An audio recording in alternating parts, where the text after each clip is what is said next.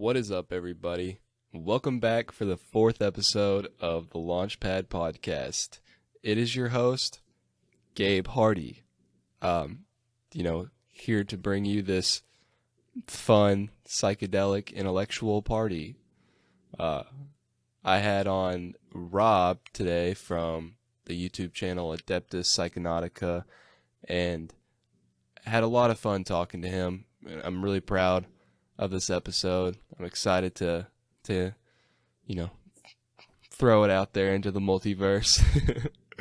And I hope all of you enjoy it. We talked about, some great things, some things that, are very near and dear to my heart. Talked a lot about DMT today, and of course, a lot of other things too. But yeah, Rob runs this channel where he talks a lot about his psychedelic experiences. He does, these reviews on different, retreats he goes to. And one of the things that I enjoy most about his channel is that he provides, like tips and tricks and helps people out with the psychedelic experience, especially in regards to DMT.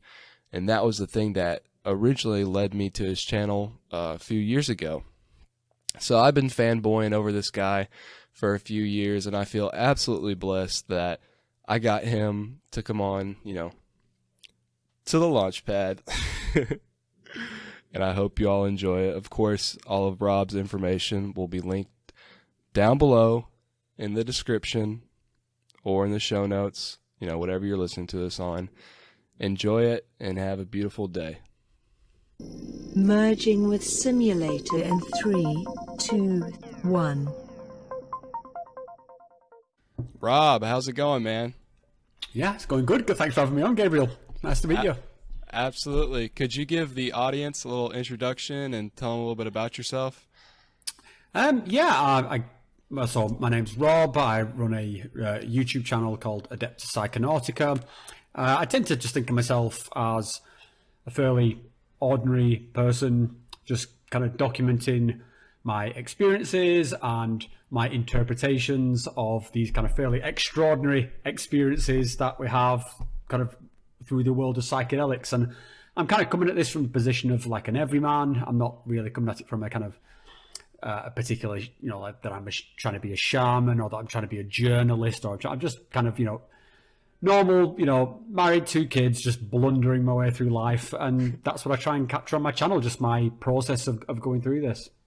Right. And I think that makes you very relatable because, like you said, you're not trying to convey yourself as a shaman. You're not trying to project a certain image of yourself of what you want people to think you are. You're just your authentic self. You lead a normal life, but you are a proud psychonaut, and you openly talk about your experiences. And one of the things that I really like about your channel is not only do you talk about your experiences, especially with DMT, but you provide something of value to the community because you give these tips, and I don't want to call them tutorials, but you help people out with certain aspects of the whole psychedelic realm that can be confusing, can be things that are hard to learn on your own. Like, for instance, the way that I found out about your channel was when I was 19 years old. I started experimenting with DMT, and there is this sort of learning curve that comes with DMT and learning how to properly vaporize it. And it's sort of a unique compound in that regard. I mean, it's unique in a lot of ways, of course, but right. But, with, say, something like mushrooms or LSD, it's kind of cut and dry in terms of you consume a certain amount, say grams, milligrams, micrograms. You consume it orally, and you wait for the effects to kick in. When you're smoking or vaporizing, freebase DMT, there's a lot of nuances to take into consideration. And I was trying to figure out, okay, how do I vaporize this stuff most effectively and not waste a bunch, and also get the sort of experiences that I was looking for. And that brought me to your channel. You had a certain video that was how to properly vaporize dimethyltryptamine. And I think in that specific video, you were describing the method that you use with an oil burner. And some people might know it as, you know, a crack pipe or a meth pipe. It's sort of what it looks like. But the interesting thing about DMT is that there is a large amount of different ways that you can consume it. You can vaporize it. Like, you know, there's that oil burning method. There is one of my favorite ways is a vapor genie. You can vaporize it like you would with say, like, you know, people vape nicotine e-juice. You can make your own DMT e-juice and put it into one of these devices, which I think is also a very interesting, very effective method. For sure. Yeah, could you maybe like tell people what you think is the most effective, or maybe your preferred method of vaporizing DMT? Yeah, sure. But if I could just backtrack a bit to what you said earlier about that kind of first video. Well, it wasn't my first video, but that particular video with that oil burner. Because when I was first getting into DMT, it seemed to be that was like the go-to method. I think like the electronic methods weren't quite there yet. They weren't sort of well powered enough, or there wasn't enough understanding or enough experimentation going on. So the kind of the default things that people were going to was either what's referred to as the machine, which is basically a kind of a homemade glass bottle pipe, or things like the vapor genie, or these oil burner pipes. And the reason I did that video, and that particular video, which was one that was the first video I ever made, which kind of like blew up, where I started getting like hundreds of thousands of views on it, and I literally put it together in about like 15 minutes. And if you've seen some of my other videos, I do like some very like elaborate like editing and stuff like that. Some stuff where I kind of really put my heart and soul, and they don't get anywhere near the kind of views of this one. So I did this first. Not this first video, but I did this video on this kind of how to vape DMT with an oil burner, and like I say, it just went exploded. So like, there was obviously an appetite for people wanting to see that thing, and the reason I made that video, I'm going to be honest, was out of complete laziness, because I was getting so many messages of, I'd already put out a few videos of DMT trip reports, and I was getting so many messages of people saying, this isn't working for me. Like, are you faking it? Are you performing here? Are you like, how much did you take? Like, there's no way you did this off like, you know, 40 milligrams, 50 milligrams.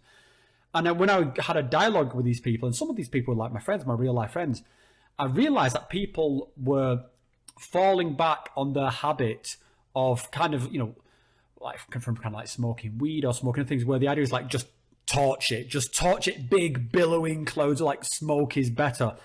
And so they were destroying this process, you know, this chemical in the process. And so realistically, they might be putting like, you know, 50 milligrams in the pipe, but they're probably only getting like 10 milligrams. And they were talking about how bad it tastes, and how it was caught in the mouth and like feels like burnt plastic in the mouth. And for me, and I understand that, because I'd been through those kind of phases myself, but I'd worked out this kind of less is more with the heat aspect.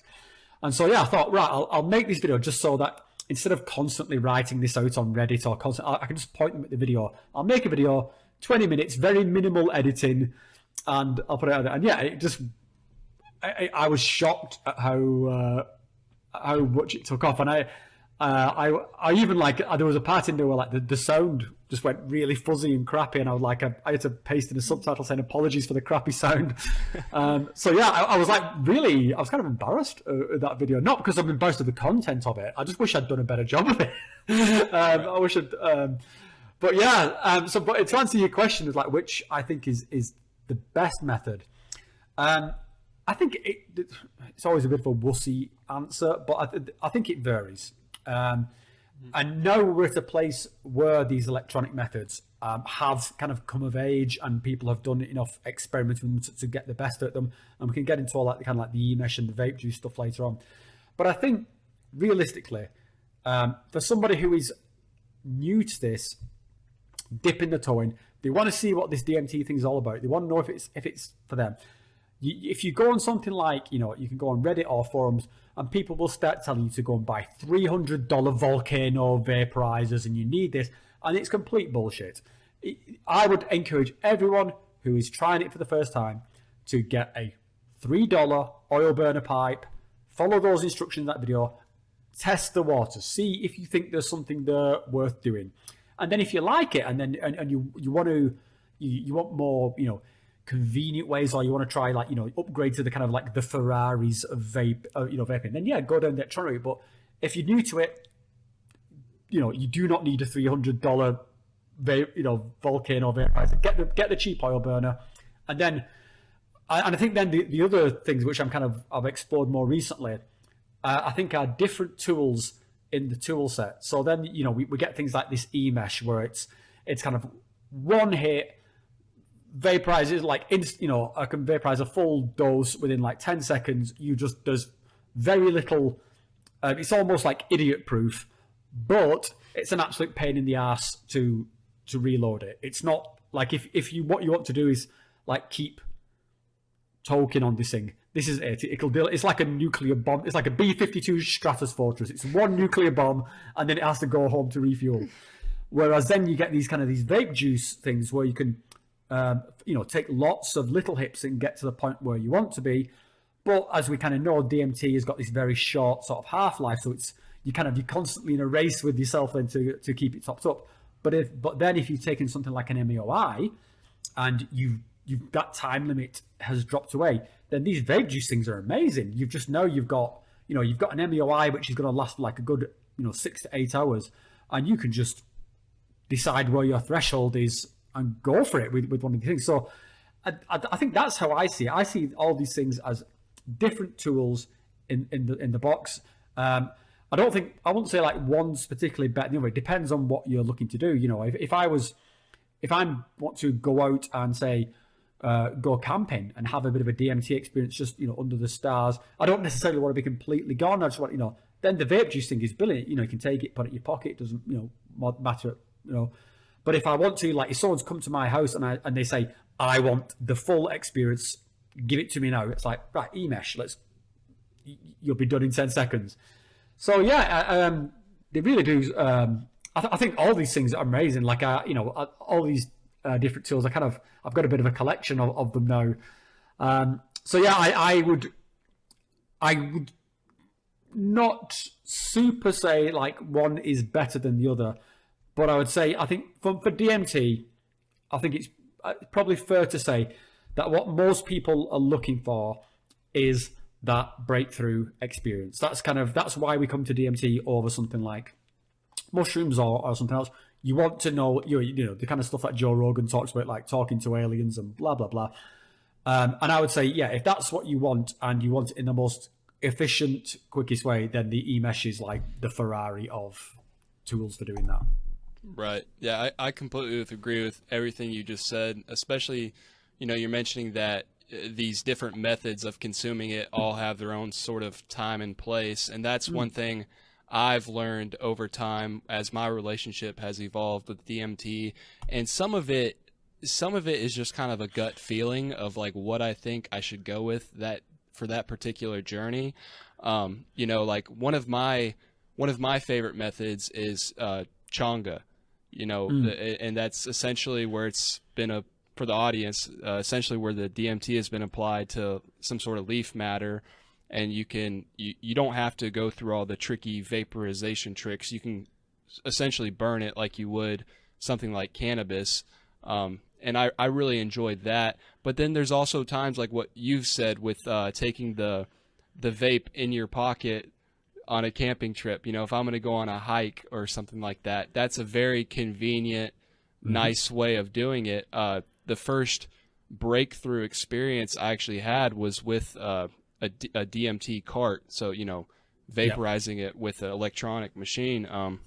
And that was profound. But yet, you mentioned there smoking DMT while on an MAOI, and this is something that is fascinating to me because for people who don't know, MAOI is monoamine oxidase inhibitors, and I don't think we need to go into super big detail about the science of all of it, but essentially if you take an MAOI, your DMT experiences will be substantially longer, and also some people claim you don't have to consume as much DMT with these MAOIs, and I have a very limited experience with this myself. I made a video on my channel of the time that I took Pharmahuasca, which includes an MAOI, and during that experience I smoked DMT, and it was bizarre. I mean, obviously DMT is bizarre every time. Like, I'm not... Yeah. It's not a very profound thing for me to say, but one of the aspects to DMT, and I don't know if you've ever felt this before, is while it is very intense and can be one of the most spiritual experiences of your life, there is this sort of feeling when you're coming back of like it's already over. Like, I wish I could stay there a little bit longer. And by consuming an MAOI, you theoretically you can, so that's super interesting to me. I mean, like, and it's something that if you don't have a lot of experience with DMT, I wouldn't recommend trying that off the rip. But could you talk a little bit more about the MAOIs with DMT? Yeah, sure. So I think like the easiest, again, without going into too much of the science of it, the easiest way to describe them is if you think of it as our bodies are exceedingly good at flushing out DMT, and this is one of the reasons why I think like the DMT experience, it does feel very natural. You feel less like you've been on some kind of drug. You feel perfectly normal within such a short space of time because it's very benign within our bodies. Our bodies are completely adapted to flushing it out. Hence, it doesn't last very long. But if you can turn off this flushing mechanism, which is what an MAOI does, then it lingers and it begins to accumulate, and so you can have these kind of much longer experiences. And I think the only way to describe it is they can be absolutely fucking bonkers. DMT in itself is one of the I've described it as probably the most extraordinary experience available to a human being, and I don't say that lightly. I having tried many substances, I don't think there is anything like DMT. I think it's absolutely, utterly amazing. And this kind of ties back into one of the reasons I made that pipe video, because I could not compute how some people were not having the same kind of amazing experiences I had, and I kind of worked out they were burning it. So when you factor in MAOIs into the mix, then it just becomes this force multiplier of amazingness. And this kind of ties into, the kind of like the Ayahuasca and the Pharmahuasca experiences. These opens up these other routes of administration. And it does, I think one of the expectations when people first learn about these MOAs, and even based on what we've just described now, it's like, oh, it makes your DMT trip longer. That's not even the half of it. It fundamentally changes the experience, so that in something like an ayahuasca experience is so different to the kind of the vaped pure DMT experience. And I also found it was kind of similar, even doing more of a pharmaceutical MAOI, that the DMT experience, not only does it become longer, it becomes deeper, slower, sort of, it seems, I wouldn't say necessarily easier to navigate, but less rapid, I'll put it that way. So it opens up a whole sort of new realm of it. And I know people who, having had done that, will now only ever want to do it with an MAOI. They don't kind of want to do the normal, if you could ever refer to DMT as normal version. For me, but I totally agree with what you said around that kind of feeling of where you're coming back and like, oh my God, I wish I was here longer. Also, that can be coupled with, if you had any anxiety about doing it in the first place, you'd be like, why was I so scared? Like, what was all this anxiety? Come on, this is amazing. Like, what was I? Why could I not remember how good this was? That sort of. As you come around for it, there's a lot of things, but I actually think that creates quite a nice container for it, because it is such a kind of a special experience that I think that short duration is kind of part of the package to it. And I'll be honest, and if you really go for it, it doesn't feel like a short duration. Sometimes I've had experiences where I thought I was living lifetimes in these things. I thought I was on tours of the universe, like riding a comet, like it was like a, it was. So you can, have some experiences where it's actually a shock to come back to your own body and discover that you're hairless monkey. Yeah. So I mean, but the MAOIs, and I would just mirror what you also said. Yeah, the MAOIs things, they are nothing to be trifled with. You really need to do your homework, because they can have some dangerous interactions, particularly if you're taking certain medications. So I won't go into all the details of that, but I'll just say, for anyone who's listening, you really have to do your homework with them. Of course.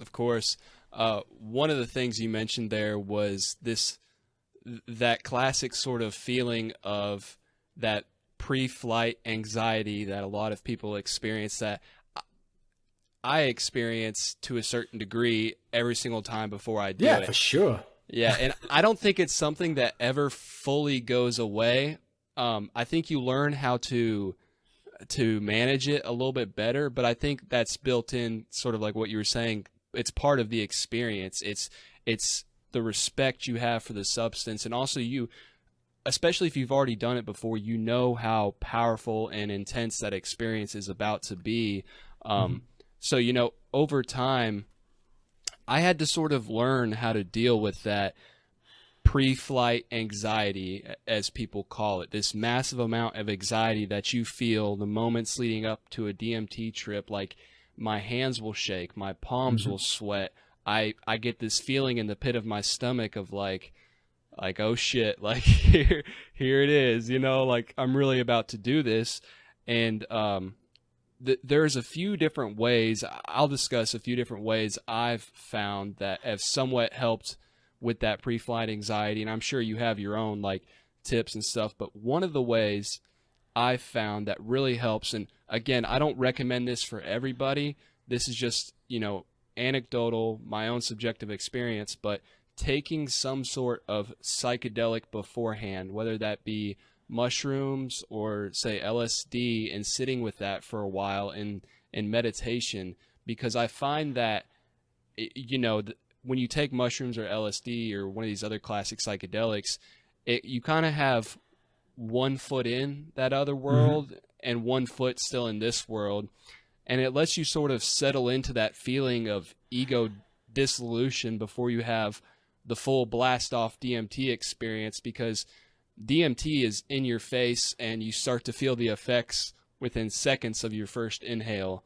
So it can be quite unsettling and different from a normal mode of consciousness. I found that taking a psychedelic beforehand helps a lot. One thing, and I have sort of a whole routine that goes around it. Like I said, I meditate. Before I blast off, I always pray. I pray like to the substance, and I pray to the higher powers, like thanking them for this opportunity to experience this, and praying that I get some sort of message that I can bring back and things of that nature. But also, I think the thing that has helped me be most successful in not backing down and not shying away from a DMT experience is taking some sort of sub-threshold dose a little bit beforehand. So, I will take a very small amount, not a breakthrough, but just enough to get a feel for things. And then from that point on, I can decide if it's something that I want to go deeper with in, say 30 minutes to an hour. And it was really interesting, because the last time that I did DMT with somebody, last time I had a sort of DMT ceremony with somebody, it had been a while since I had consumed DMT myself, and it was this person's first time.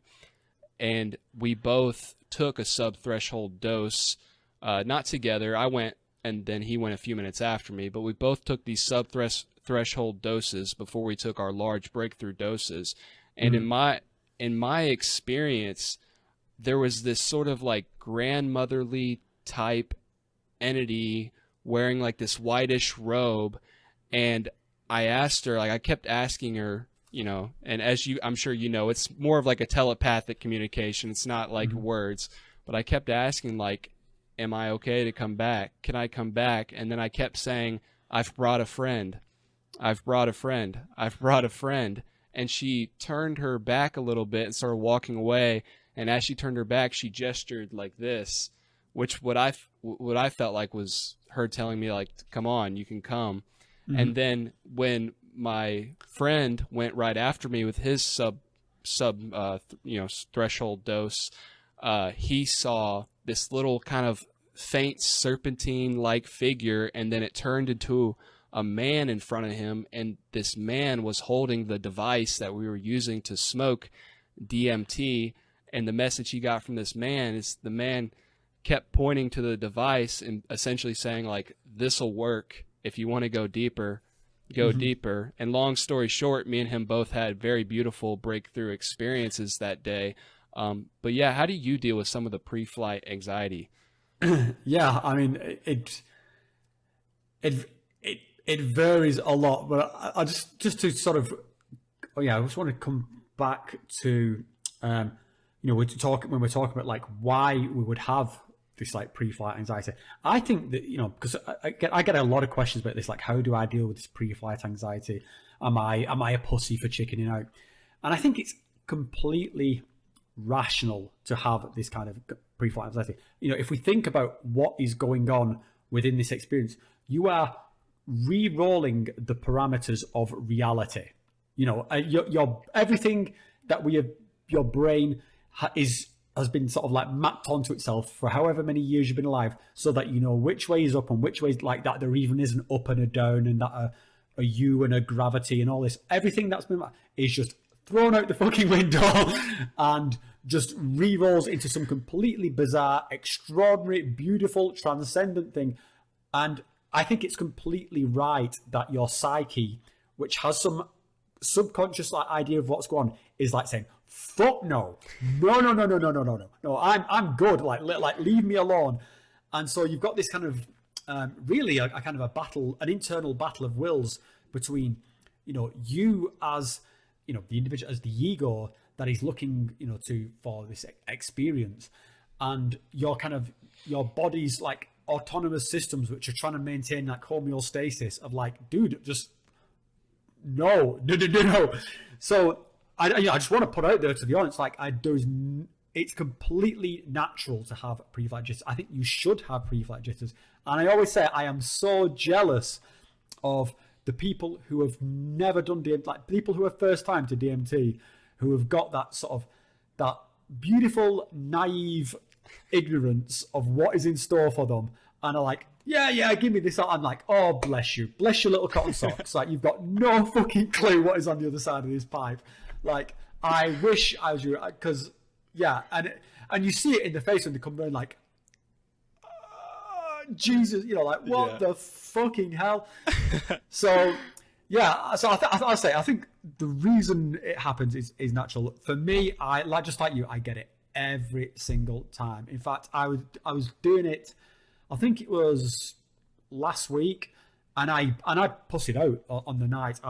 Me and my wife would set some time aside to do it, and I just could not do it, because sometimes you get the jitters, and sometimes it just amplifies into something else. And I just knew that this night there was no way I was going to settle this. So just okay, I was catastrophizing too much, and it's impossible almost to verbalize like what actually it is that you're scared of. It's just like, and you start finding excuses, and you start coming up with like reasons why, and it's all bullshit. But I think it's just this, like say, psyche rebelling. But I think for me, the most success I have overcoming that is that I make the decision usually like a day in advance. So it's like saying, so I what I tend to find is that if I just decided like right now I was going to do it, I would probably be able to talk myself out of it. But if I can say no, as I feel like stone cold sober, I've not taken anything tonight, and I feel like I'm fairly level headed. Right, tomorrow night, I know that Rob, in the cold light of day, I want this experience with the transcendent. I want it. I feel like I either want this experience or I know it's good for me. So I can make that decision now. And what I'll often do is write it down on a piece of paper. I'll just write it like a note to myself, so that tomorrow, as I'm trying to talk myself out of this thing and come up with experience, I can look back on this piece of paper. And this is why I often recommend people to make journals and stuff like that. Just sort of write down so that you can write yourself a message like, hey, dude, this is okay. This is what you wanted. It's going to be okay. You've done this before. It's fucking amazing. Just, I know you feel nervous. It's fine.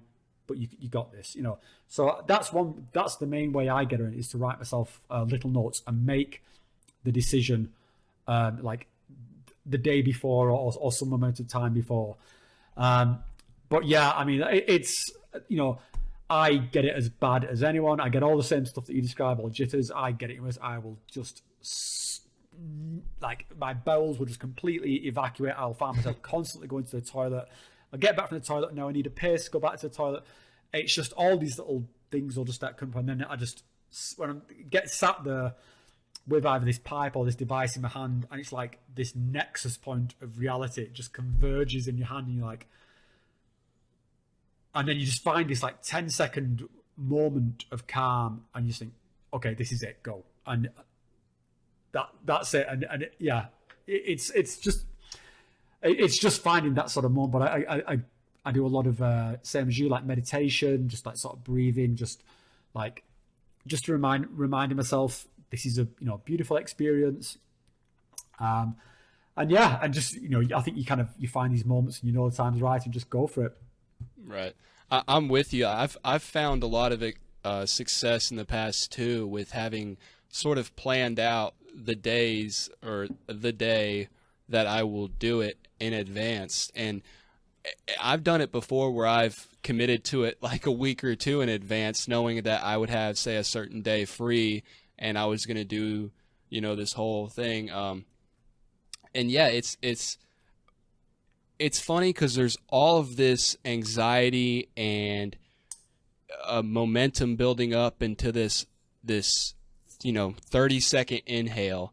And on the other side of that 30-second inhale, I have literally always found myself in that space saying, oh, okay. Like, realize what you said earlier of like, why the hell was I scared? Like, this is amazing. This is beautiful. They love me. This is welcoming. It's just, it's a funny aspect to the whole DMT experience, but yeah, you mentioned earlier Pharmahuasca and Ayahuasca. Now, I've taken Pharmahuasca one time and had a very healing journey with that, but I've never taken traditional Ayahuasca. Could you tell people sort of the differences between Pharmahuasca and Ayahuasca?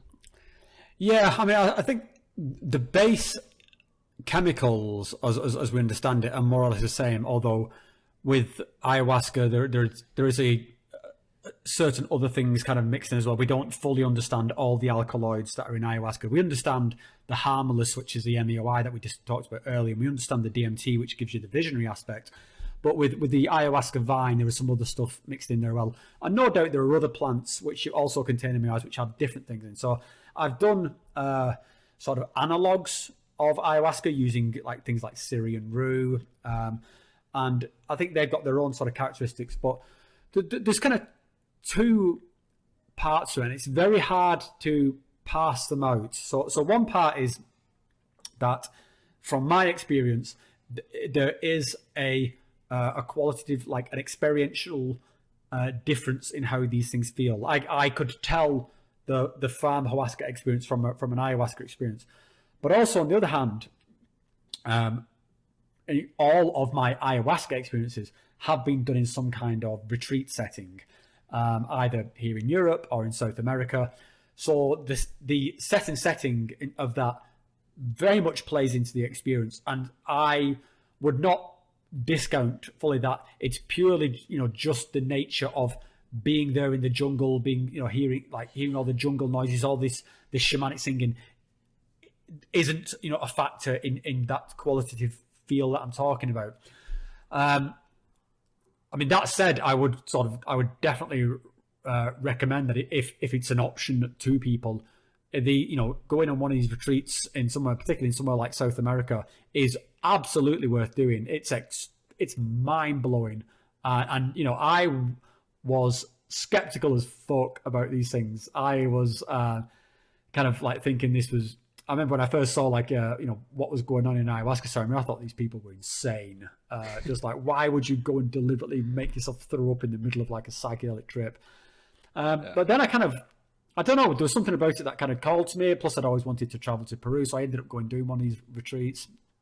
And I was seeing the Amazon. I went doing Machu Picchu, did one of these jungle retreats, and yeah, the experience I had there absolutely blew my mind. Even having done Pharmahuasca at home. Doing ayahuasca in a jungle setting, and it could have just been that it was very strong ayahuasca. Again, it could have been all this set and setting stuff, but also just that environment of being in this culture where basically they have created a way of life around incorporating psychedelics. They have a language for talking to these substances, and they sing to these substances, and they have like the equivalent of like church where you consume these substances together. It's absolutely incredible. I was like my jaw was on the floor at what when telling these things. It's so beautiful with all the the singing and the culture there. So yeah, I think that the main difference between Pharmahuasca and ayahuasca, for me, I always think of ayahuasca as done in a traditional setting. I would never, this is just me personally, I would not try and make ayahuasca at home. I don't particularly see the point of doing that, or I may as well just make sort of Pharmahuasca. But I would never try and make ayahuasca at home. For me, that's always within this kind of traditional setting. It's got this element of, it's got a very strong healing intention. There's a kind of feeling of like pilgrimage to it, like you go there to have this full immersive experience, to change yourself on this kind of journey, and to really take yourself out of your comfort zone.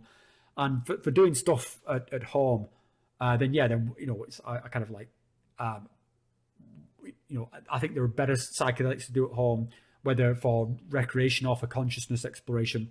And I think if you really are on one of these like healing journeys, then I would kind of trust that more towards being around people who can support it. Because, if what you're looking for is to remake yourself because you've got some sort of trauma in your past, something where you want to really deconstruct yourself, have, all the dark water come flooding out of you, and then try and build yourself back up again. Having done that experience myself, I would not recommend doing it at home in your bedroom on a Saturday night. You need this takes a long time to do it. It's not a weekend thing. You need to be fully immersed in what you're doing. You need people around you to support what you're doing, and that's why I go to do ayahuasca. I don't go there for fun, because it's not fun. It can be beautiful. Don't get me wrong, it's one of the most amazing experiences ever, but it comes at a price of extreme discomfort. It can be extremely dark. Like if you want to, it dregs up, very, the thing that you want to deal with, it will just put it center stage in front of you. So this is like not recreational at all. But if you want to face, that mountain, if you're somebody who's got those kind of problems, then yeah, I would say do it with where there's a full support structure to it. And that's why these kind of communities in Peru or Brazil or Ecuador or wherever in South America are so good, because that's their entire like cultural narrative is built around just working with these medicines, and you can say anything in these, like they'll understand. Like, can you imagine like being wherever you live, and that you wake up in the morning, someone's you go to the shop and says, hey, hey buddy, what did you just like? Say, yeah, like 10 UFOs just flew up my ass, and I was talking to God, and so they'd be like, all right, that's cool. Let's get the fucking police in here. We got a nutcase. Yeah. Whereas there, you can have that conversation over breakfast. You can be sat there, right, over breakfast, talking about how you were in communion with aliens, and then you can say, work out, well, what did that mean? You know, Right. what's the deeper meaning here? So, yeah, I think that's really where I would pass the difference between Pharmahuasca and Ayahuasca. I think Pharmahuasca is a way of exploring DMT in a longer way through a different route of administration, and you could have, and I'm not downplaying it at all, I think you can have amazing experiences, but I think if you're looking for to heal, to really work on yourselves, I think that is where you would go for something like Ayahuasca and really put yourself into a structured sort of program. And this also ties into the anxiety sort of topic, because when you sign up for one of these kind of, retreats, then you know what you're getting. You know that on Monday night it's Ayahuasca, and Tuesday night it's Ayahuasca, Wednesday you get a day off, Thursday back. You know that is scheduled, and it's just like I talked about, leaving yourself a little note. You are signing up for, right, this is going to happen, and you get into this kind of just mentality of like, even if you've had an awful night the night before, it's like, right, let's fucking do this. This is what I came for. I didn't come all this way for nothing. Let's do this. Yeah. So that's how I see the difference. Not going to travel halfway around the world and then not drink the ayahuasca. Yeah. No, sorry. I don't know who said this, but I heard this quote that I think it was some shaman said that, in America, you guys go to university. In Peru, we go to ayahuasca. And it goes back to what you were talking about, how their culture is set up to not only have these sort of experiences, but also to openly talk about them and to integrate them and have this sort of deep reverence and respect for that sort of experience that you can have, as a human. And before we had these words like these that content creators say now, and people like you and me of set and setting, which is very important, of course, these shamans already had this figured out for generations, because what you're talking about with the whole, them singing the Icaros and being there with other people and there's being this hard intention on healing, I think that can have as strong of effect on the experience as the dose can. I know there is, like I said earlier, I have this sort of ritual around DMT, and I have similar rituals for any psychedelic that I consume, because over time I've learned that it just, whether you want to call it psychosomatic or placebo or woo-woo nonsense, it has an effect. You know what I'm saying? For sure. Yeah. Yeah, I mean, one thing with that, whether you believe in all this kind of shamanism stuff, and I think that's one of the things I hear a lot, like people who say they don't believe in it. I don't believe in it, in terms of like believing in like deities, like sort of Mother Ayahuasca and stuff like that. I don't think that's necessary. But what I kind of believe in and what I find value in is, like I said, this immersion in the culture. And just to put a brief example, you could be sat there and having gone through something horrific or traumatic, something you want to work on, and you sat there in a place which has dedicated itself to helping you process that. Now you could say, okay, well, I don't believe that it's actually healing or whatever, but the idea is that it's helping you to process it. And you're sat there and you've taken some substance that's put you in this altered state, and it might be making you feel very emotional. And again, this is at the simplest level with no belief required at all. Somebody comes, a stranger comes and sits in front of you and sings a song for you. They're saying, I recognize you as a human being. I recognize your pain.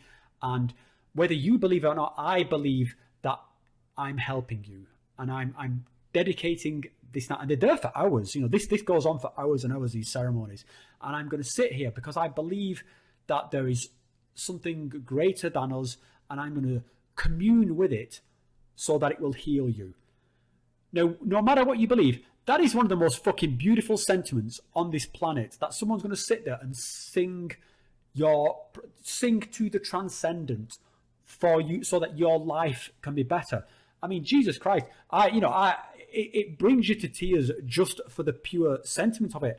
And it's, especially when you're going through this stuff, if you've had stuff from your childhood or just mistakes that you've made in your life and you're feeling full of regret or just like you're blocked and you've not got the vocabulary to be able to just get it out of you. You're too we're too like emotionally stunted to cry, or just you don't even like what something's wrong but you don't know what is wrong with you, and that someone will just go come up, just sit there and like, it doesn't matter, I'm going to sing for you anyway. I'm gonna sing to something which I believe is there, and I'm going to do it for you.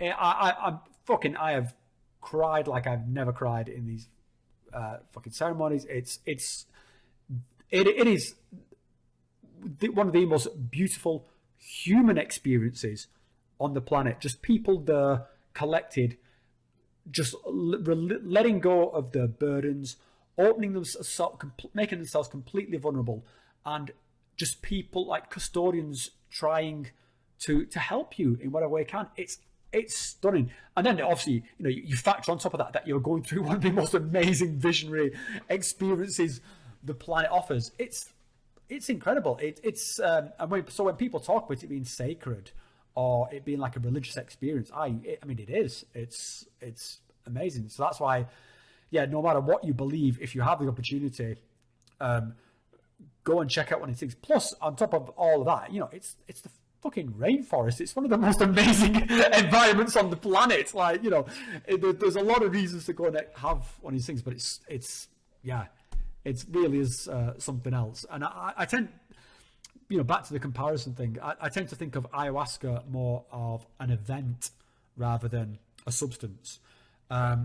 Because when you do this, you feel like you are part of something just greater than you. You feel like there is something just timeless about this. It's like you're leaving like you are entering something that has always been there and exists just for this purpose of making you better, making you feel more like yourself. And the kind of one of the most notorious parts of this is that sometimes you end up like throwing your guts out.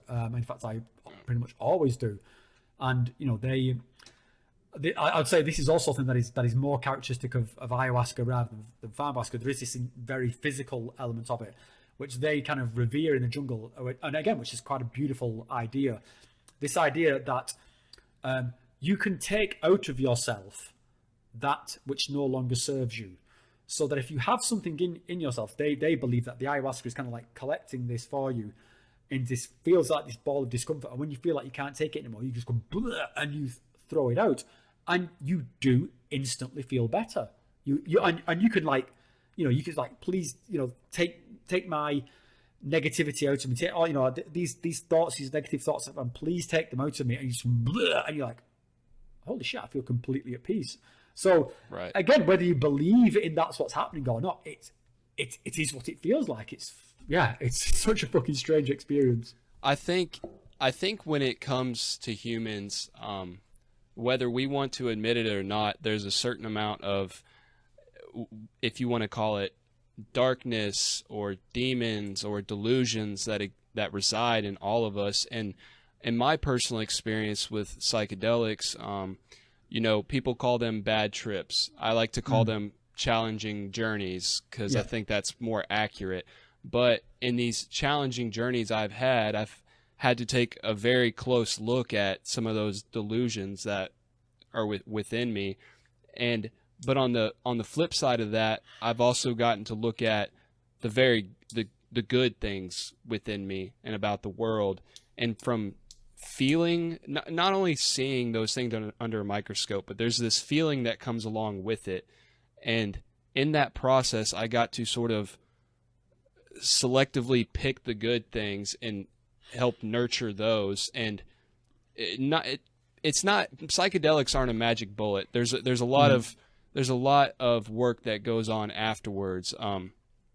But just by becoming conscious and aware of certain, say, negative aspects of my behavior or thought processes, that served as this sort of metaphorical launch pad that I could use to, heal myself, and yeah, I think I completely agree with everything you're saying about how this experience of having this community come together and having other people genuinely wanting to help you and hoping to, like, even if it's not having some sort of, like, say, scientifically quantifiable effect that we can measure of them when they're singing to you, just the thought of it, when you give a gift to somebody, people say that classic saying of it's the thought that counts, because it is.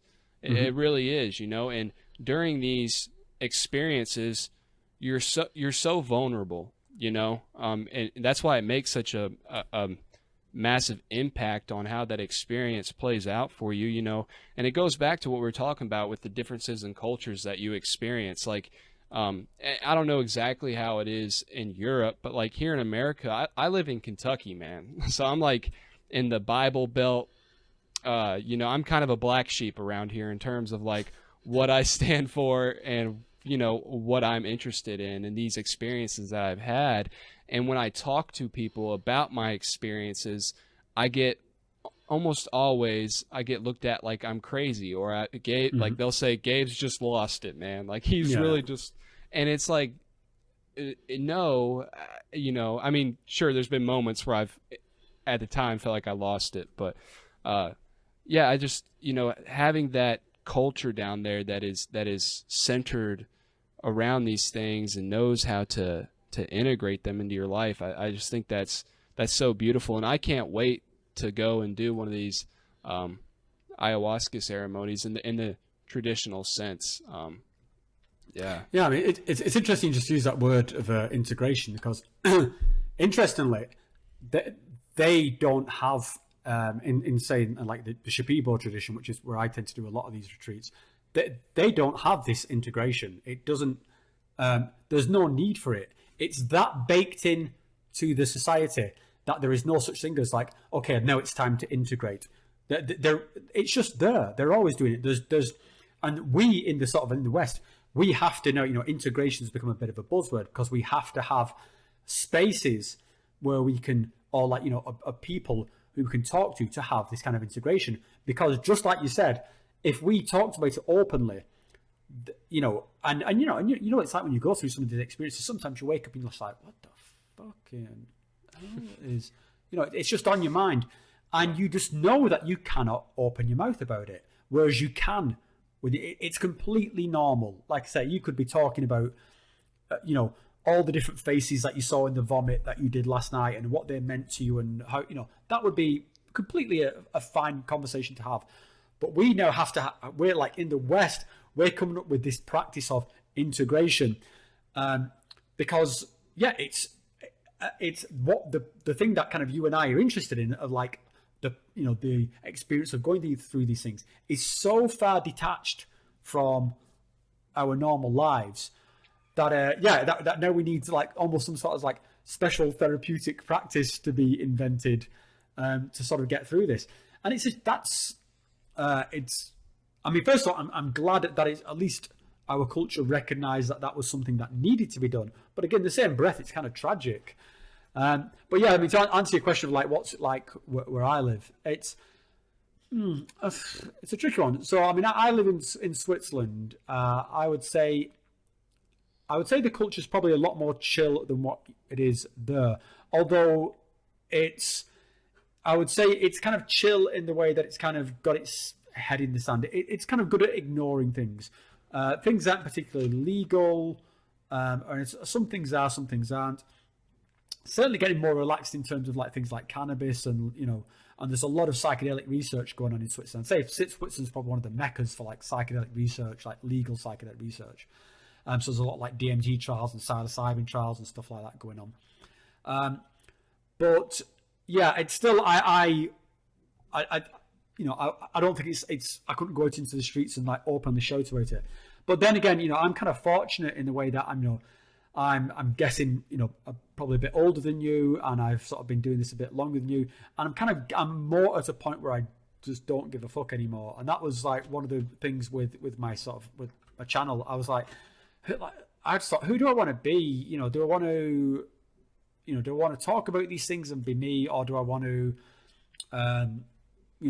should I just shut the fuck up and keep my head down and stuff? And I kind of figured like, no, I'm gonna do this, and if there's any consequences from it, and again, I don't think there were, because I don't think I don't actually do anything particularly legal. I don't film myself doing anything illegal. Right. A lot of the stuff I talk about is legal within the countries that I do it. Like, if I go doing an ayahuasca retreat in Peru, there's nothing illegal about that, and anything else is, as we know, anything else that I talk about is just me, lying and making up stories, because obviously I don't do anything illegal at all. It's all just, right.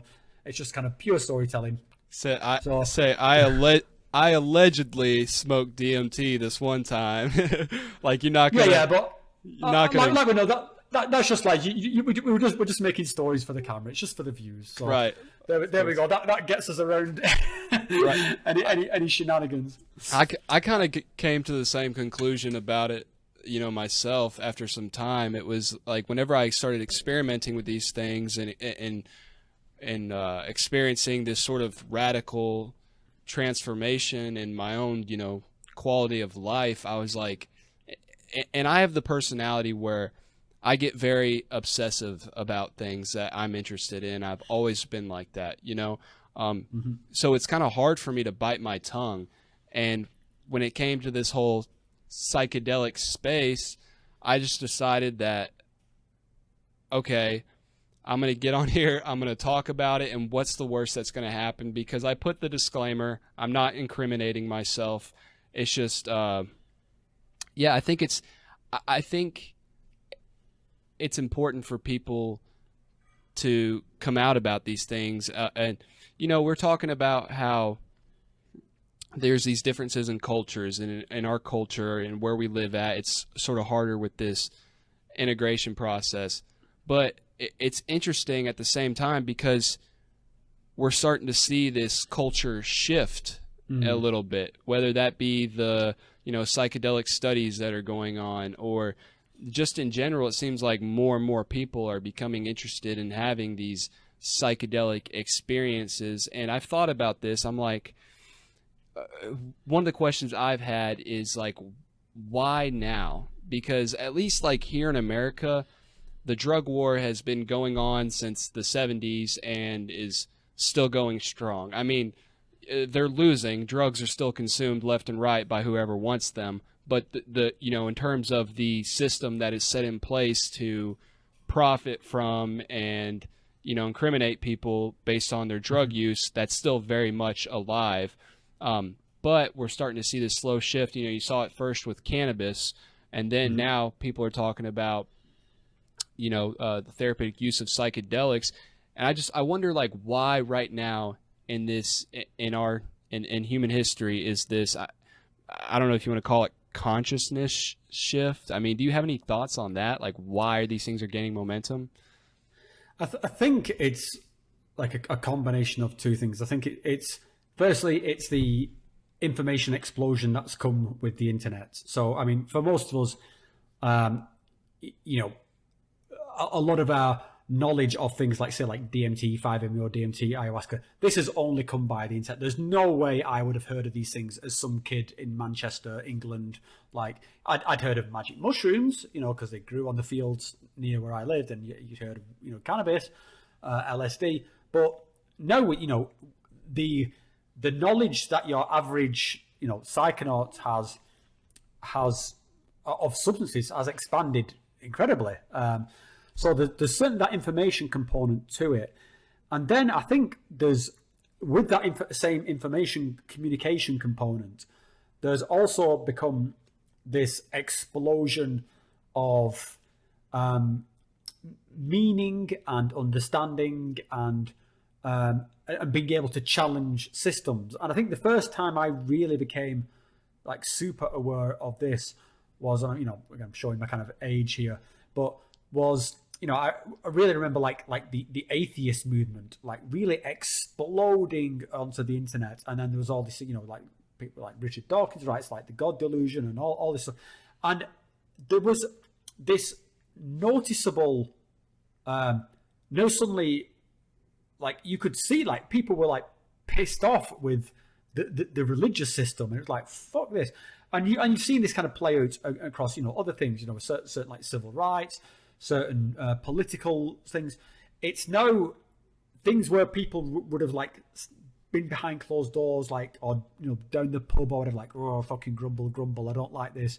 You know, now you've got this sudden amplified voice. And I think that's actually getting way out of control on its own. But I think that's part of, you know, people are questioning these systems and perhaps seeing through some of these systems. And then it's within our nature to try and replace it with something else. Like what's the meaning? Like, what are we here for? Like, you know, and then when you have these substances, which again are getting a lot of airtime through this same communication network. So now, you know, your grandparents could have watched a documentary on ayahuasca, whereas before that would have been something very covert and underground. You know, it's like articles on it and like, you know, New York Times or whatever. So all these things are kind of like playing out, like, and coupled with, you know, the experiences that people are having, and we're getting some very high profile people talking about these experiences, saying, hey, actually, no, this is not just like, oh, the walls are melting, oh, I think I can fly if I jump off a building, you know, like, no, there's actually some really, you know, stuff in here which can help you in very human ways. And and this kind of ties into that kind of one of the reasons I do what I do on my channel, because it's, yeah, you can, you know, it's very easy to say that you can have these sort of transcendent experiences and talk to God and blah, blah, blah, blah, blah, aliens, whatever.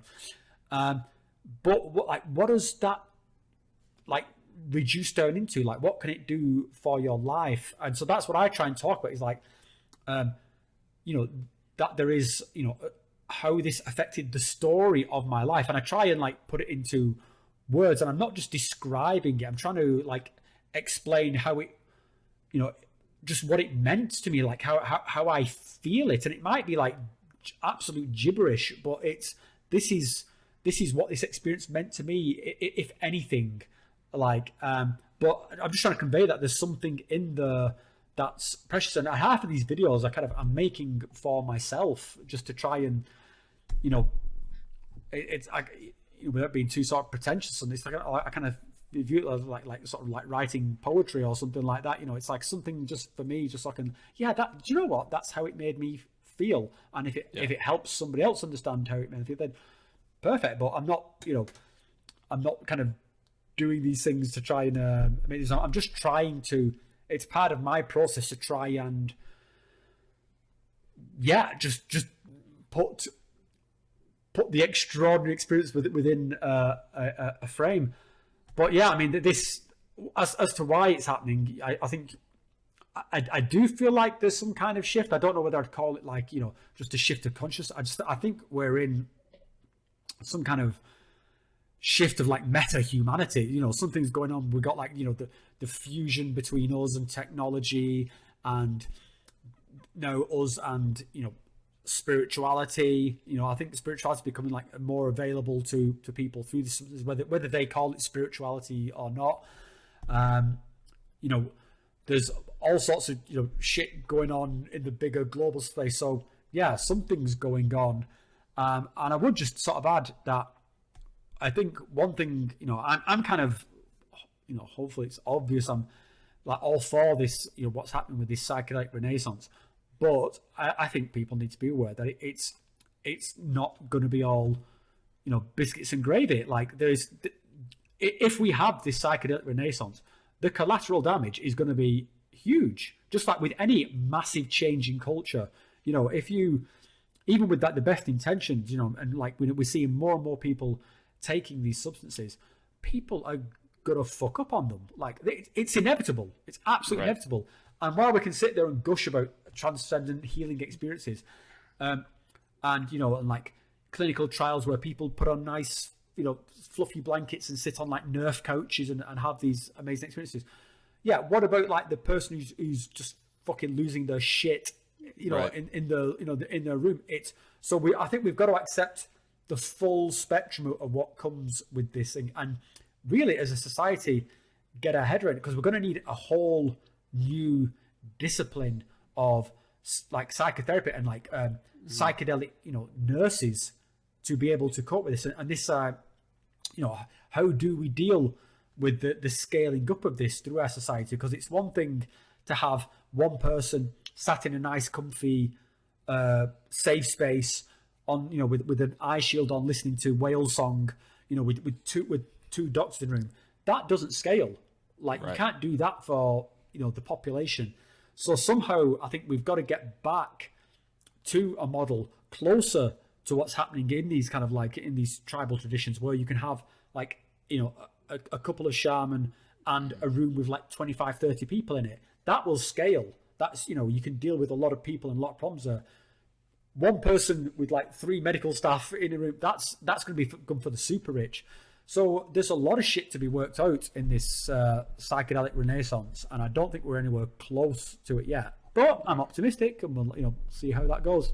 Yeah, it's going to be interesting to see how it all plays out, and it kind of comes down to the question of like you're talking about these people who are going to become say collateral damage, because no matter how much screening you do, no matter how careful you are, all these things, there's going to be people who have, say, a psychotic break or a really traumatic experience, and then that becomes the question of like, is the amount of potential therapeutic value that this can give to the population as a whole, is that worth the risk of some people becoming this collateral damage?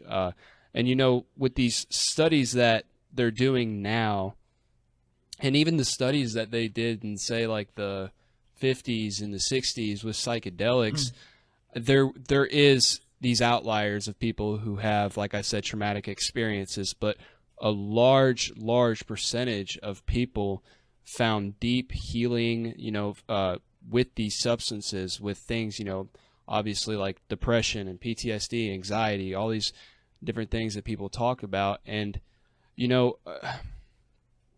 and here in America, the way our current medical model is set up, it's, if I were to go to the doctor right now today and tell him that, say for instance, I'm sad, like, and I can't stop being, or I'm depressed, I can't stop being depressed, I could easily get, say, SSRIs or amphetamines prescribed like that, and one of the, I talked about this in a podcast I had a couple days ago, but one of the side effects, quote, side effects of, say, traditional SSRIs are suicide.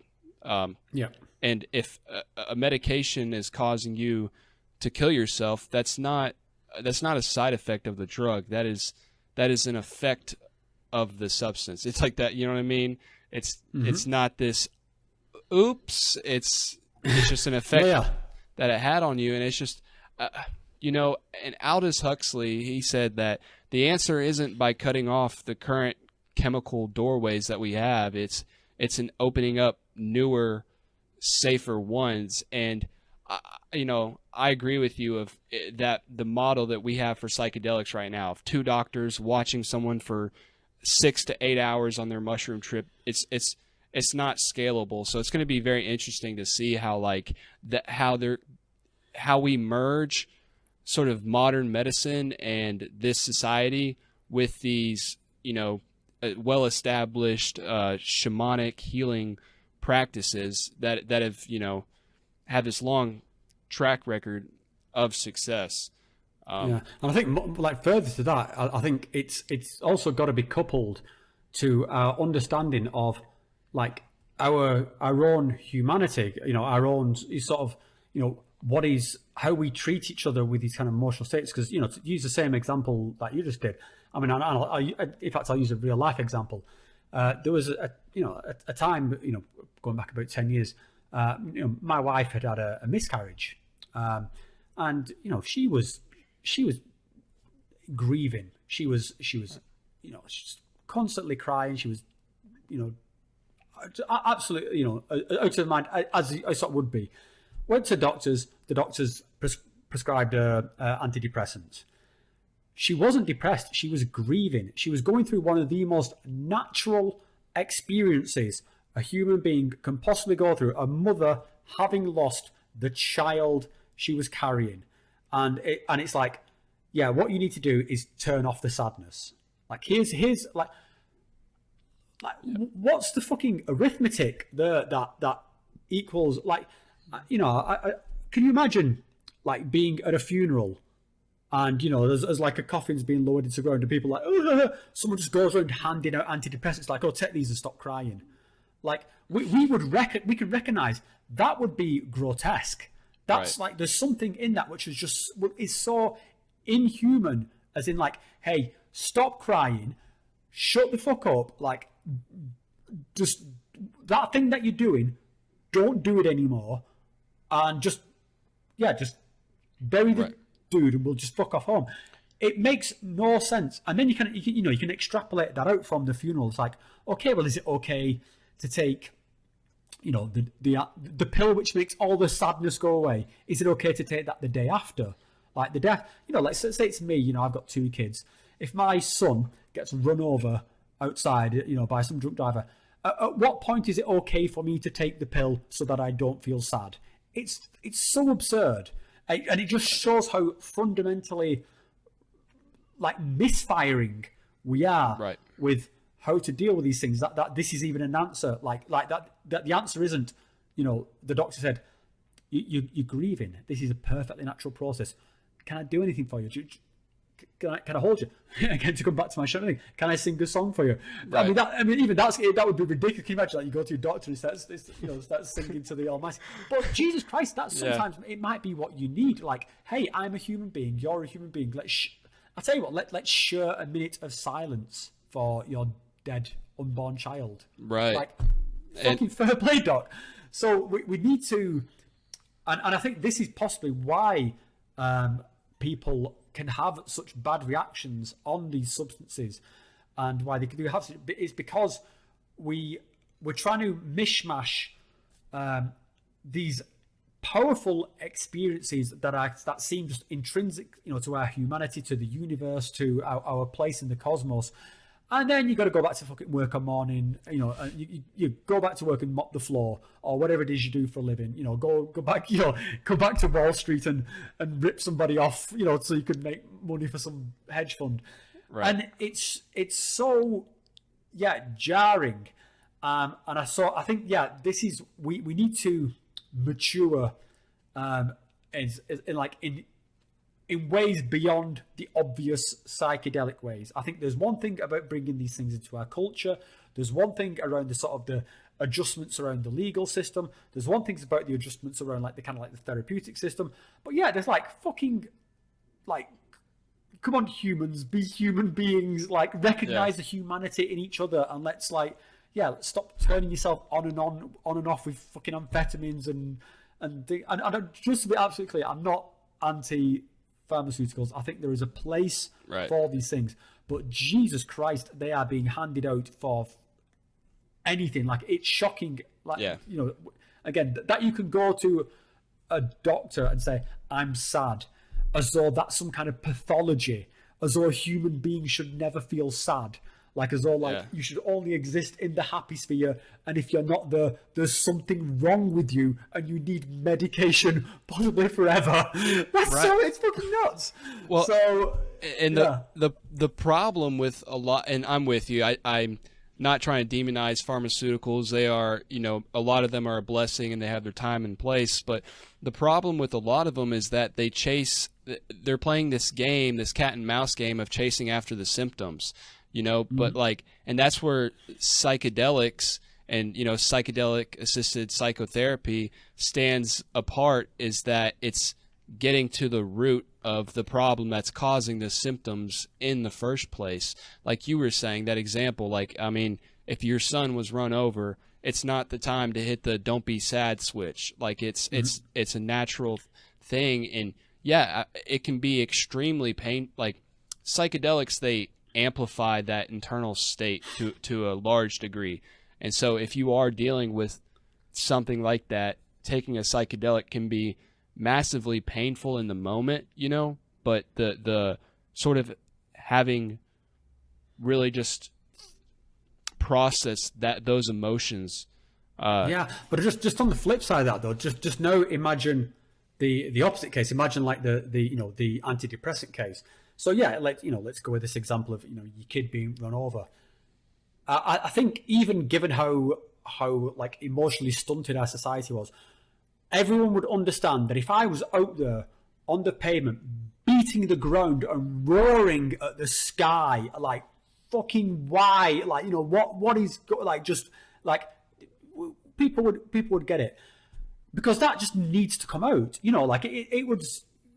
Yeah, I don't think anybody would judge me. Even if I said I was going to go kill the person who was fucking driving the car or whatever. People would not to necessarily justify the action, but they would get it. Everyone would get it. Now, for all that emotional outpouring, what happens if you restrain it? So you pop the pill, and now none of that comes out, and now it just festers. Like, right. What does that do to you as a human being? So now you've got, and you keep taking these pills for some amount of time, because normally it goes on for a long time. And the moment you stop taking them, you start feeling it come out, and you feel like, I can't handle this, so you carry on taking the pills. So now you've got this rot inside you, and that's the kind of the problem here, and that's what kind of, yes, the natural process is go through it, sob at the funeral, get it all out, process, move on, heal around this thing. Psychedelics will sort of do that for you. They'll pull out and confront you. But the current sort of therapeutic tools, or at least what's been handed a lot, is the opposite. It's bury this, let it fester. And this is what was happening with myself. I had some stuff that had been going on from my childhood, which I thought, and again, I can sort of laugh about it with a bit of sort of gallows humor now, but without being too morbid, my mother committed suicide when I was like 3 years old, and I thought I was over it. Like, I thought the fact that I was over it, that I could talk about this and I didn't feel anything about it, I thought was some sort of like strength that I'd And then when I got to my sort of later life and I started like really experimenting with these psychedelics, I just realized what an absurd fucking idea that a 3-year-old kid, that you get over your mother dying, and as that, like, that society will like just take, fucking hell, that was like last month. Stop crying, kid. Get over it. It's like, it's grotesque. It's really, and I just kind of realized at this point, like, as a dude in his 40s, like, Jesus Christ, I need to sob. Like, I need to like howl at the moon for something I could never grieve as a child, something that was taken away from me, something that the universe promises you, that you're going to have like 2 parents and they're going to love you and care for you, and one of them, decides to take their own life. Like what, you just imagine, like, you're like, what the fuck? This is not how it, And I had to get all this out, and it was painful. It was excruciating. Right. It was some of the darkest, experiences I had been through.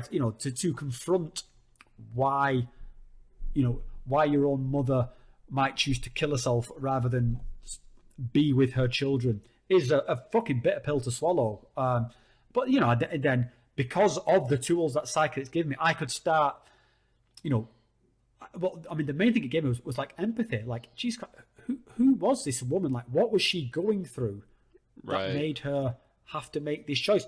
And when you're bitter and angry and lonely and rejected, you've not got that vocabulary, you've not got those tools. You're just like, fucking why me, you know. But then to be able to step back out of yourself and just like, oh right, yeah, this was somebody in an incredible amount of suffering. I can't even imagine what it would take for someone to do what she did, and I could start understanding it, and then from that I can start piecing my own like life back together again. And it's that was one of my big healing journeys. It was incredible, and I just did not only, like I said, not only did I not have the tools, I thought I was a tough guy for not thinking about it. It's just so fucking stupid.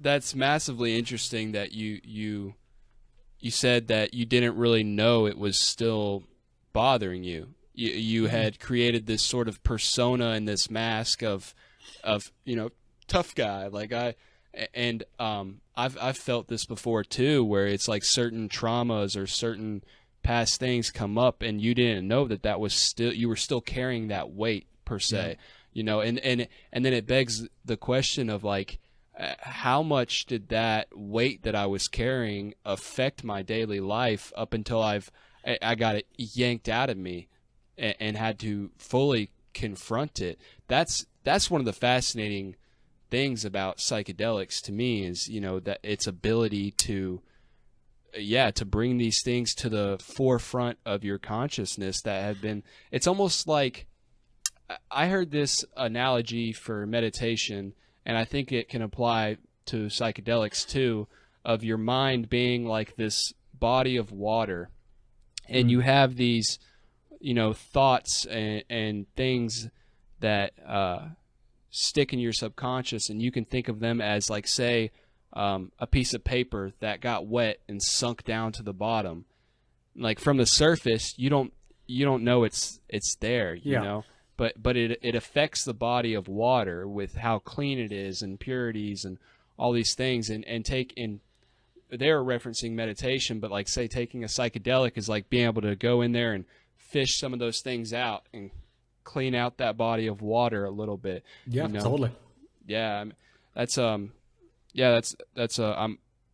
to hear that you found, healing through that experience, and especially the part about empathy, because that's something I've found in a lot of my experiences as well, is like these sort of, maybe say, grudges I've held against people, or and it all comes back to, and this sounds very like, maybe makes me sound like a hippie douchebag, but unconditional love. Like, I think that is so powerful, and that's one of the biggest lessons I've gotten from DMT is when we talked about this early in the episode, when I've gone there, that feeling of being unconditionally loved by whatever that is, it's so powerful. And if you can learn how to hold that same feeling for other people, it obviously it heals yourself, but when you heal yourself like that,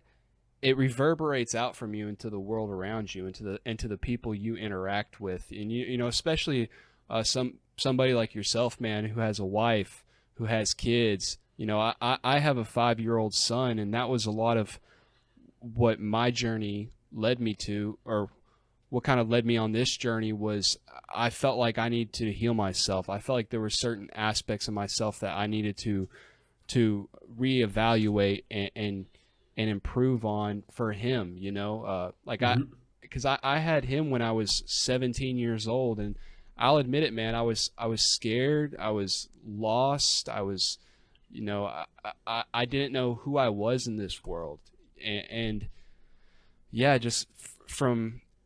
And I think a lot of what gets people, sort of down and depressed and sad is not knowing who they truly are, not having that connection to their authentic self and sort of their life mission, and I think that's one of the things that psychedelics has helped me figure it out.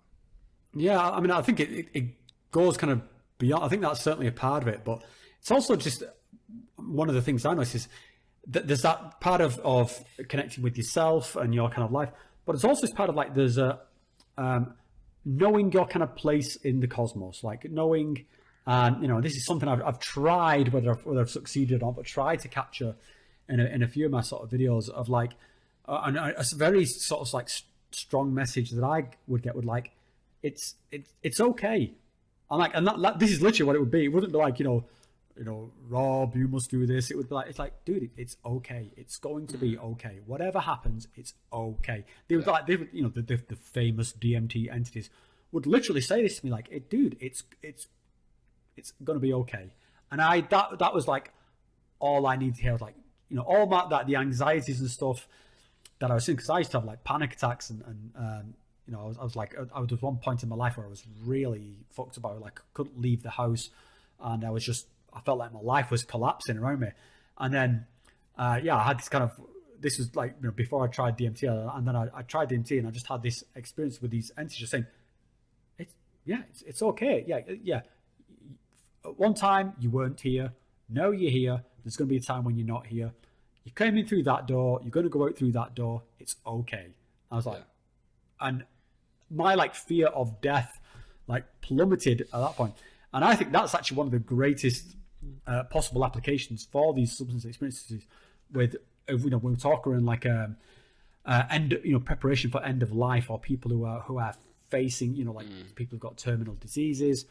You know, one of the things that happens in the country where I live is that we have legal suicide. You know, people can choose to end their own life, and sort of, you know, you go through some evaluations, and if you want to, you can check out of this experience. And I endorse it. I know there are people who are suffering. I would rather they didn't sort of check out, but I think to be able to check out like that in a controlled way is much better than what happened to me with my mother, how she just like checked out in a sort of a very uncontrolled way.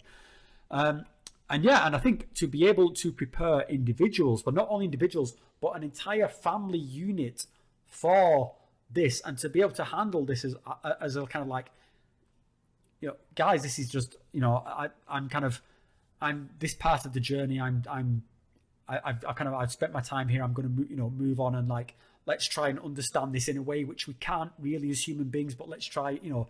I think that's an amazing thing for, you know, people who have like, you know, cancer and stuff, to be able to come to terms with what might be a fairly inevitable, you know, end. I think the potential for these things is huge. Right. And certainly for myself, when I was, you know, having like these panic attacks, I was absolutely convinced I was going to die. And just that thought in my head that I was going to die was making the panic worse. It was like it was stuck in like a feedback loop. Yeah. And then, so then to have this thing of like, hey, do you know what? If you die, that's just part of the process. That's what happens. I was like, yeah, actually, that makes a lot of sense. Right. And it was gone. And so the panic attacks like disappeared in like sort of the space of a 10-minute DMT trip. It was fucking incredible. Yeah.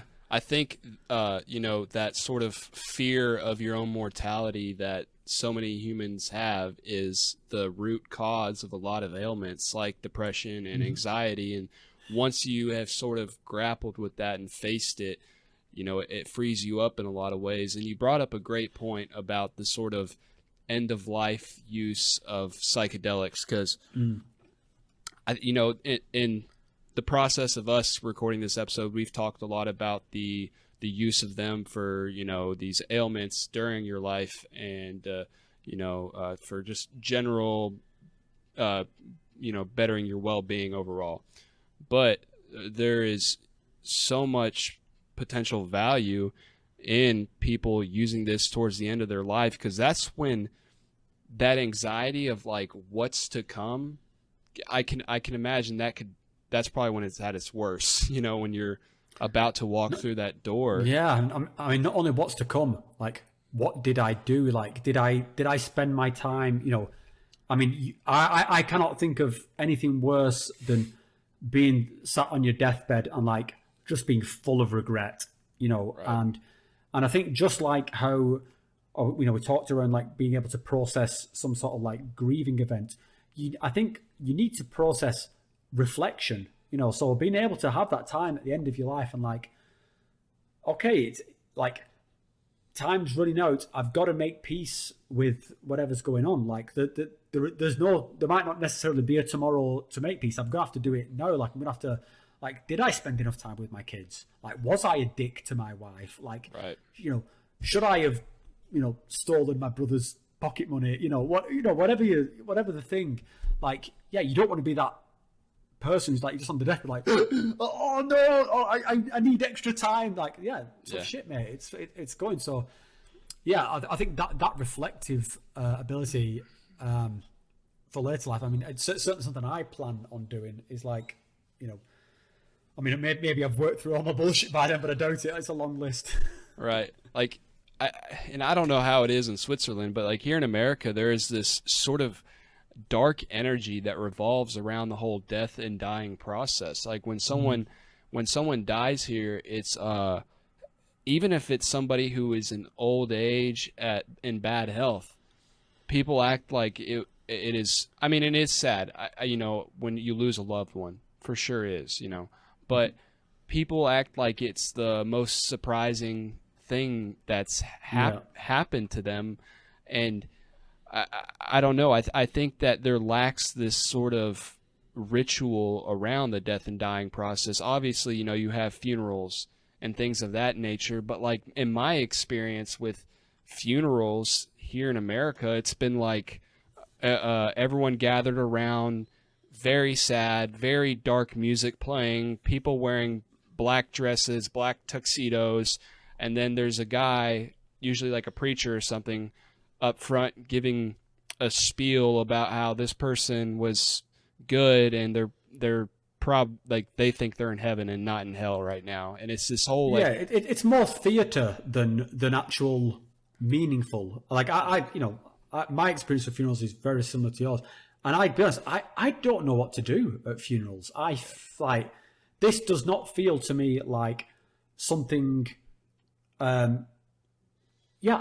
feel awkward. I feel clumsy. You don't know when to speak. You don't know whether you're allowed to have an outburst. Like, am I allowed to, like, you open the coffin, and am I allowed to touch this person? Is it even a person anymore? They're so fucking stuffed and presented, like, what? Yeah. That ritual means nothing to me. Now, right. I've not necessarily got a better one, but I think I'd probably put it. I bet it doesn't mean a lot to most people. In fact, I think the most meaningful funerals I've seen tends to be around military people, because they seem to, it's part of their culture, and for this very strict formality, and it's a transmission of honor and respect. So I think that works really well. Right. But that doesn't work with me and my grandmother. Like, what are we doing? And what we're going to do this, and then we're going to go and have a buffet. Is that what we're going to do? Like, how does this reflect her life? And like, where were we all before she died? Like, where was the chance for us all to be communally involved? Like, our way of life is so bizarre to me at the moment.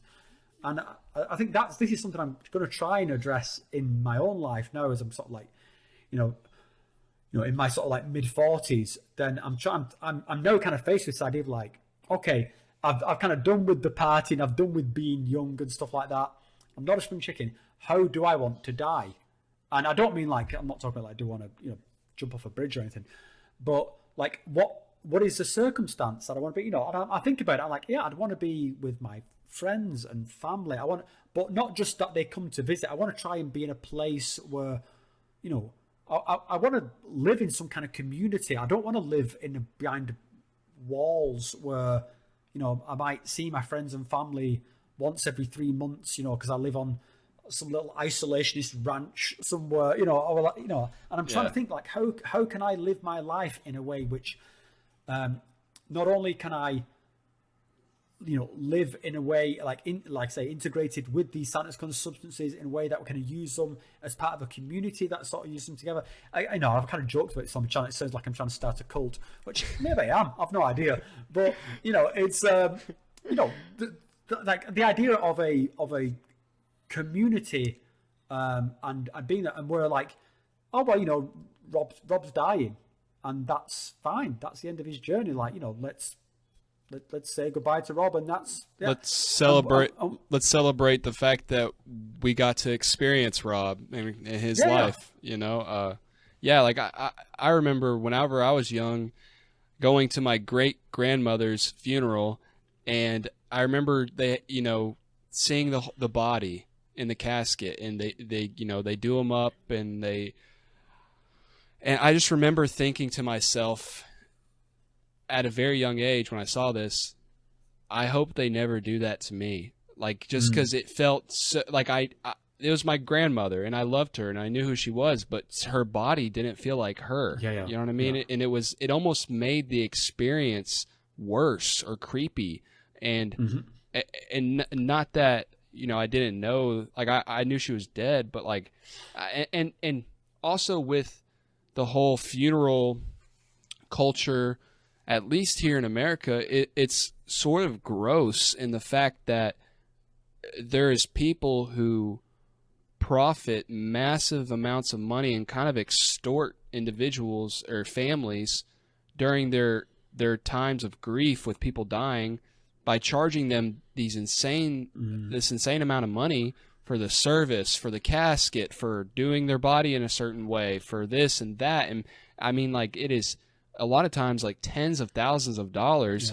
Yep. And it's horribly sad, because it's like, not only do they just, this family is already kind of sort of a victim to the world and the fact that they just lost a loved one, but you're gonna like hit the victim while they're down on top of that with this insane amount of expenses. I don't like the way that it's done. You know, like I would much rather my family burn my body, spread my ashes across my favorite lake, Lake Barkley here in Kentucky, where I've had a bunch of psychedelic journeys, and if they feel inclined, they can smoke some cannabis and share stories about me. You know, like that's just, I don't know, man. And it's interesting that we came across this topic in this conversation because my buddy Forrest Stevens, he has his own podcast. He just went through the medical assisted dying process with his mother. She passed away to cancer, and I'm going to have him on when he gets back from vacation to talk about that process. But, you know, he was explaining it as she was at a point with her cancer where it was like her quality of life was just so bad that, you know, if they hadn't done the medical assisted dying, yes, she might have lived for another week or two or maybe a month, but that week she would have been alive. It's like she would have been literally miserable. And since they did it the way they did, you know, Forrest got to say goodbye to her properly, and they got to have this closure together, and she got to be around loved ones, and they were literally there in the room, you know, holding her hand as she passed away. And I can't think of a more beautiful way to go than your loved ones being there, holding your hand as you transition into, you know, whatever else is next. Exactly. And now contrast that with what you were just saying about your great grandmother, where you've got this caricature of a, you know, I mean, I apologize for being brutal, but, you know, a corpse, you know, that's not your grandmother. These words that are being spoken have no relevance for most people to the relationship you have with your grandmother. This setting has got no relationship. It's so alien as a ritual. Now, I get there are some people who might be very religious, and for this might make a lot of sense, but for some, it just doesn't at all. And then you compare that to what you just talked about with Forrest, which just sounds so, you know, normal. Now, that sounds so much more normal than stuffing a corpse and sticking it in a box. And yet, what I'm guessing here that, but what you just talked about with Forrest would be some kind of like almost like fringe activity. You know, think of how many funerals are happening, like typical funerals, probably happening right now. A lot of them. How many of, you know, and there's like a tiny fringe of this assisted, beautiful at home with your loved ones sign. And then, you know, and to go even further with what you're saying about before with like the cost of these things, not only is that kind of obscene, but then there's this, because we're so kind of disconnected from our kind of, our spirituality and our sort of like our relationship with death, there's this weird thing of like that you pay more for a better funeral, like as though that like that somehow. I mean, I don't know, what is the calculation there? It's all like oh well, if you get this velvet lined coffin, then they'll go to Valhalla or something. Like I don't. It's such a weird thing. And yeah, I've had similar conversations with what you did. I said like, burn me, smoke me, put me in pipes and smoke me. Take me out to my camping spot. Take me out to one of my favorite like scuba diving spots. Put me there, like whatever, like something that's meaningful. Because I don't think, for a lot of people, like religion's like not that big a deal in our lives. And I get in America that it kind of is, but I think it's at a very superficial level. I don't think people are really living this thing. So we're importing this kind of ritual, which means nothing. And then we're wondering why our lives are so fucking empty and vapid, and we don't believe in anything. And then it's no wonder that people are looking out for these kind of like meaningful experiences, and that's, I think, what kind of brings us around to why this psychedelic renaissance exploded. It's because recognizing like what the fuck is this funeral? Like, this is nonsense. Yeah. And I mean, from say somebody who's a psychedelic virgin or whatever, a lot of people will be quick to look at a lot of the things that me and you have talked about today, like say our experiences with DMT, and be like, man, what the, like, these guys are crazy and what they're talking about is crazy.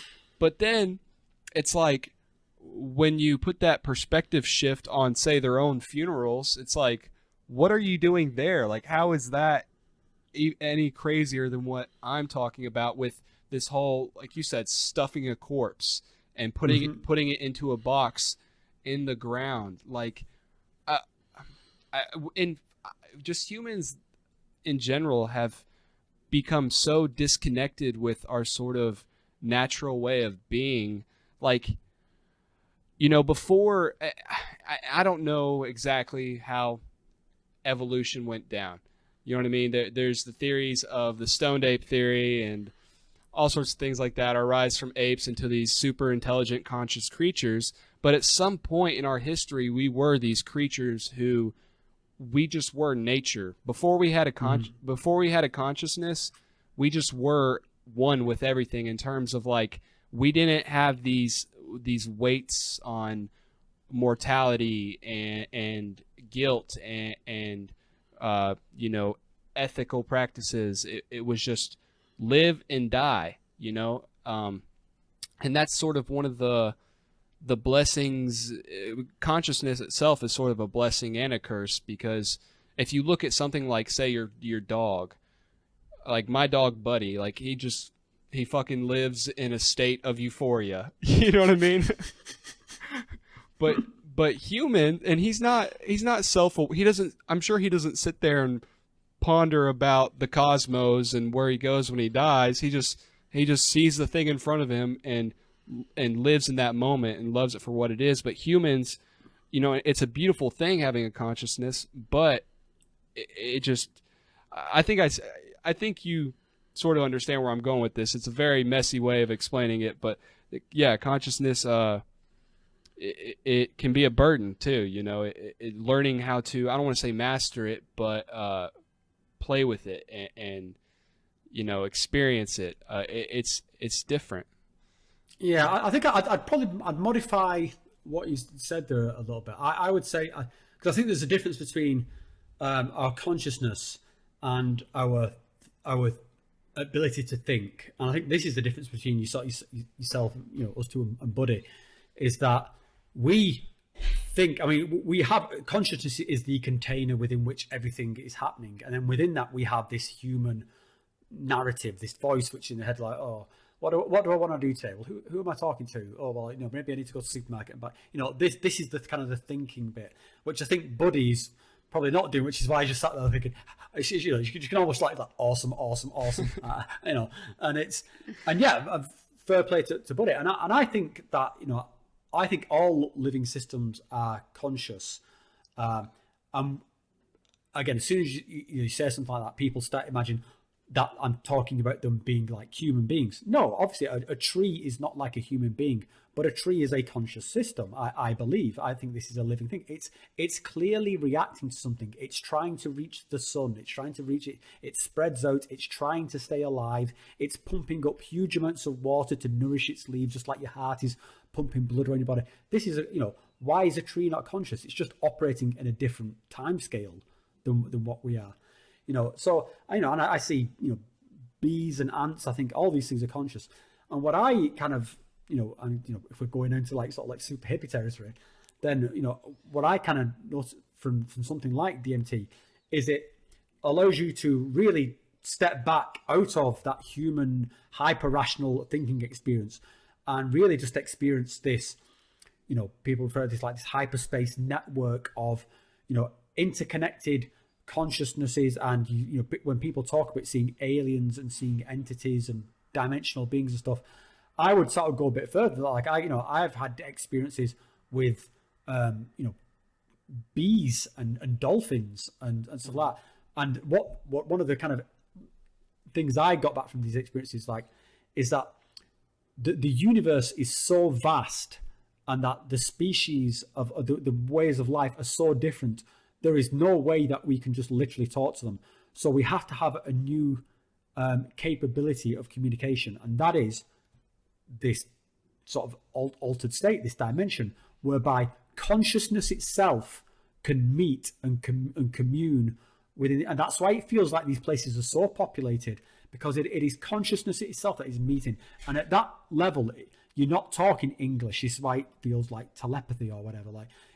So the consciousness of a bee is communing with the consciousness of a monkey like me, communing with the consciousness of a humpback whale, of an alien in the rings of Saturn, whatever. That is the kind of the message that came to me, is just like consciousness just pervades the universe. It's kind of it's all there. Like all life is equally sacred. All life is equally conscious, and it's just fucking amazing. It's like and that was like I say, I was super skeptical going into that. So to come back with my head filled with kind of like hippie ideas of like, I was shocked. I was like thinking, shit, what am I going to do now? I've got to rearrange my skeptical brain around this experience, which I cannot unbelieve. Like it happened to me. Like, I can't just say, oh, well, that was a thing. It wasn't. It was one of the most significant experiences of my life. Like I've been there in like what felt like an intergalactic chat room. Yeah, like talking with bees about how we're going to make the Milky Way spin round. It was a fucking, it's just a beautiful thing. Yeah. And that sort of sentiment is something you see repeated a lot. It's a classic sort of psychedelic trend thing going on of, well, everything's connected, man, or it's all this interconnectivity of things. But it's so true, and when you go to especially the DMT realm, that's something I've felt, very viscerally at the fundamental level of is the interconnectivity of things. And so it's funny to laugh at the guy who's on a bunch of acid hugging the tree. But it's like, hey, dude, in this moment, he really understands that tree, Yeah. It is, and it's funny in some way, but it's all I've really come to appreciate, like the beauty of something like we can sort of cringe at it, and we got I think there's there's ways in which that can manifest where it's kind of like okay, but I think it's like I said, I think there's something where we need to update our language to like, well, that's okay, and it doesn't. We don't necessarily have to go full on tree hugging hippie sort of thing, but I think we can. It would do us better, like we talked about earlier, to pay more attention and to acknowledge our own humanity, to be able to acknowledge our own sort of environment that we're living on, to recognize that we're all like part of this connected system. That, like you said earlier, a little bit of empathy goes a long way, and just can, how much empathy would each person need on the side of like the Ukraine-Russia conflict? Like how much, if you could increase everyone's empathy by 2%, could that solve the problem? You know, I bet it probably could. All you need is like these little changes, you know, to people to be in a different mood, to have a different, like, actually, you know, have different ideas about the neighbours and stuff like that. That you could have a really, you know, revolutionary shifts within the planet just by everyone being 2%, having 2% more empathy to their neighbours. You know, by doing like 1% more communal activity rather than building your wall higher around your house. Like, you know, to reach out a little bit more. We're talking tiny changes. And so, yeah, I mean, this is why I think it's, you know, important to talk about these kind of experiences. And so, you know, for people, you know, like yourself who, you know, we can have them and then talk about them and say to people, hey, it's okay to, you know, be like this. You don't just have to write it off as some sort of wacky shit like, oh my God, it was really crazy, I saw fucking aliens. Like, you know, like, no, there's something really hard, there's something important here. There's something here that can, is like worth, you know, to come back to Shelter, it's worth singing about. It's worth, you know, laughing about. Like, it's worth expressing in some sort of way. And particularly when you were talking about, you know, your kids earlier. And that was exactly the motivation when I really started, you know, decided to work on all this stuff around what happened with my mother. Because I just recognized, like, I do not want my kids to be saddled with my bullshit. Now, this, you know, doesn't make me like, you know, the you know, perfect father of the year or anything. But I've sort of, you know, people talk about these kind of things being like generational and stuff like that. Like I thought, no, like whatever I'm, you know, is going on with me, I'm going to deal with it. I don't want them to deal with it. I don't want them to have to deal with me, you know, bottling it up anymore, being this like emotionally stunted dude, you know, like I'm going to fucking, it's time to face this. And so, yeah, and that's why I started that process. And I'm fucking, glad I did, because I think it would have, maybe it would have sent me under, you know, it's right. I think one of, you know, and I'm still very young, but I think one of the biggest parts of growing up, or at least, you know, biggest parts of me maturing as a person, was seeing the flaws in my own parents. In terms of like growing up, it's very easy to put your parents on a pedestal, and for sure. And don't get me wrong, like I have an amazing set of parents and I am extremely blessed and I have a beautiful relationship with them, but they're human beings and we're all flawed in our own way. And, you know, I kind of came to that realization early, and you know, exactly how you said it. I didn't want to saddle my son with the sort of baggage that I had been carrying around for so long, you know. Yeah. I mean, I just want to say, dude, I mean, absolutely kudos to you for having these kind of realizations at the age you are, because I'll tell you what, mate, I was an absolute bellend at your age. I was, you know, so the fact that you've you know, not only sort of taken on that responsibility, but recognize these things within yourself, that is huge, dude. And I mean, I don't know if you know, recognize it, or maybe you do, but sometimes I think it's just worth hearing it from somebody else. Like, yeah, seriously, mate, well done. That is like such a fucking, I wish I had half of that kind of self-awareness when I was like 22 or 23, whatever you are. And like, I can only hope my son would have some of that. So I just, thank you. If you have that, you know, if you know, I don't think people can actually hear that sort of like praise or that sort of positive feedback enough. So I just wanted to state that. Thank and also you. Just with what you're saying around, you know, the kind of thing of like parents being on a pedestal. Yeah, I mean, once you're in that child-parent hierarchy dynamic, you are always here and your parent is always here. And then for me, you know, I'm about to turn 45. I kind of recognize I am nearly like twice as old as my father was when he had me. Right. So I am, you know, probably like at least twice as wise and twice as worldly as what he was. But yet still I am here and he is here. If he was in this room now, he would be the grown-up, I would be the child. I'm a middle-aged man. That dynamic is kind of like permanently set in stone. And I think it was recognizing that dynamic which made me realize, like, holy shit, this is the responsibility that I now have as a parent, because you can get this very right, or you can get this very, very wrong. And yeah, I didn't want to be on the wrong side of it, so I thought I'd better get my shit in order. Yeah, and I don't know if I'm sure you've felt something very similar being a father, but you know, like me and you both, we create this content, and you can see behind me, I like to create paintings. There's something about creating something rather than just always consuming that I felt like has been, you know, therapeutic in its own right for me. Just creating some sort of expression of myself to throw out there into the universe and hope it has its positive impact.